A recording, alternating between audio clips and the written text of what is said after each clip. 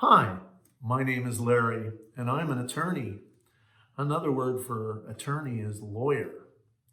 Today, I'm going to be reading to you one of my favorite books, Blueberries for Sal. It's written by a person named Robert McCluskey.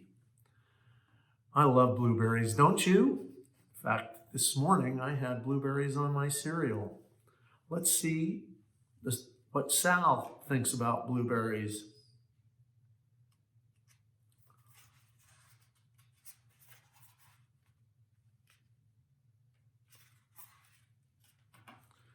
One day, little Sal went with her mother to Blueberry Hill to pick blueberries. Little Sal brought along her small tin pail, and her mother brought her large tin pail to put blueberries in. "We will take our berries home and can them," said her mother. "Then we will have food for the winter." You can see Sal with her mother and their pails. Little Sal picked 3 berries and dropped them in her little tin pail. Kaplink, kaplank, kaplunk. She picked 3 more berries and ate them. Then she picked more berries and dropped 1 in the pail. Kaplunk. And the rest she ate. Then little Sal ate all 4 blueberries out of her pail. Her mother walked slowly through the bushes, picking blueberries as she went and putting them in her pail. Little Sal struggled along behind, picking blueberries and eating every single one. Little Sal hurried ahead and dropped the blueberry in her mother's pail. It didn't sound kaplink because the bottom of the pail was already covered with berries. She reached down inside to get her berry back. Though she really didn't mean to, she pulled out a large handful because there were so many blueberries right up close to the one she had put in. There she is, pulling a handful of berries out of her mother's pail. Her mother stopped picking and said, "Now, Sal, you run along and pick your own berries. Mother wants to take her berries home and can them for next winter."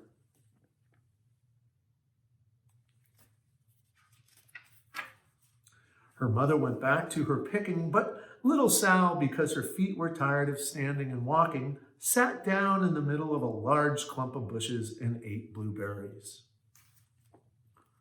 That looks like a good idea.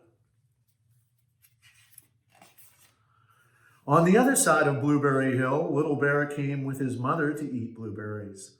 "Little Bear," she said, "eat lots of blueberries and grow big and fat. We must store up food for the long, cold winter." There's Mother Bear and Baby Bear. Little Bear followed behind his mother as she walked through the bushes eating berries. Little Bear stopped now and then to eat berries. Then he had to hustle along to catch up.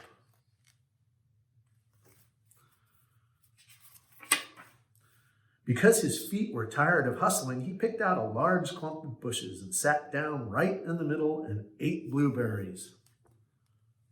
That looks like a good idea.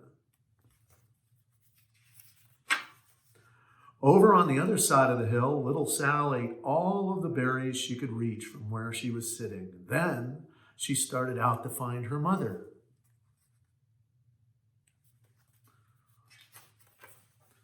She heard a noise from around a rock and thought, "That is my mother walking along."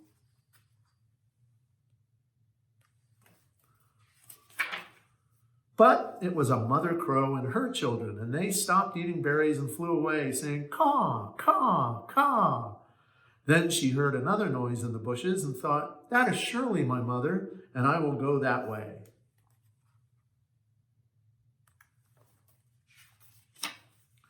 But it was Little Bear's mother instead. She was tramping along, eating berries and thinking about storing up food for the winter. Little Sal tramped right along behind her. Wow. By this time, Little Bear had eaten all the berries he could reach without moving from his clump of bushes. Then he hustled off to catch up with his mother. He hunted and hunted, but his mother was nowhere to be seen. He heard a noise over a stump and thought, "That is my mother walking along."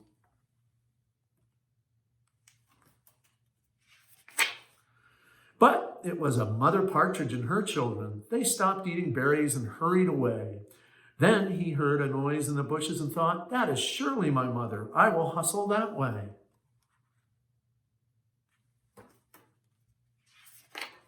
But it was little Sal's mother instead. She was walking along, picking berries and thinking about canning them for next winter. Little Bear hustled right along behind.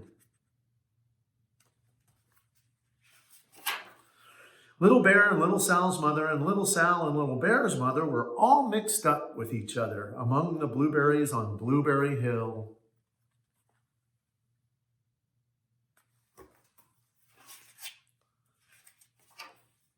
Little Bear's mother heard Sal walking along behind and thought it was Little Bear, and she said, "Little Bear, munch, munch, eat all you gulp can possibly hold."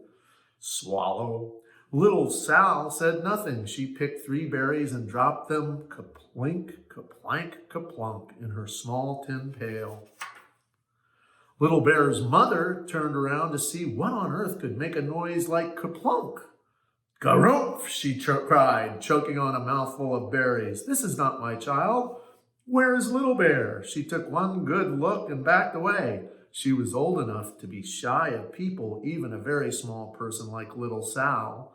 Then she turned around and walked off very fast to hunt for Little Bear.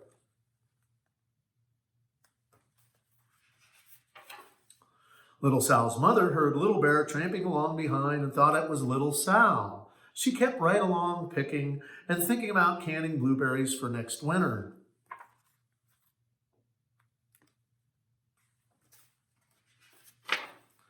Little Bear padded up and peeked into her pail. Of course, he only wanted to taste a few of what was inside, but there were so many and they were so close together that he tasted a tremendous mouthful by mistake. "Now, Sal," said Little Sal's mother without turning around, "you run along and pick your own berries. Mother wants to can these for next winter." Little Bear tasted another tremendous mouthful and almost spilled the entire pail of blueberries.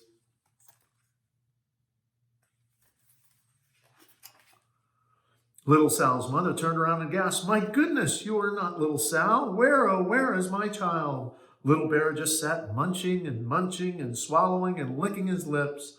Little Sal's mother slowly backed away. She was old enough to be shy of bears, even very small bears like Little Bear. Then she turned and walked away quickly to look for Little Sal.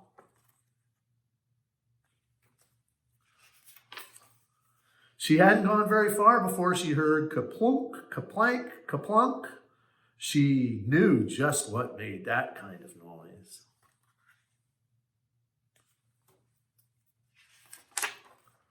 Little Bear's mother had not hunted very long before she heard a hustling sound and stopped now and then to munch and swallow. She knew just what made that kind of noise.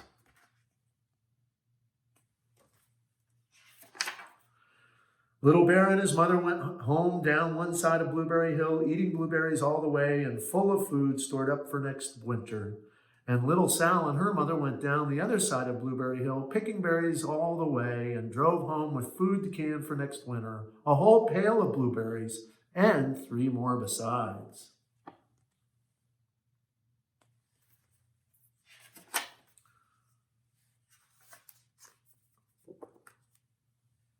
And there they are, canning blueberries in the kitchen. Thanks for joining me at the locker today. I hope that you enjoyed Blueberries for Sal by Robert McCluskey.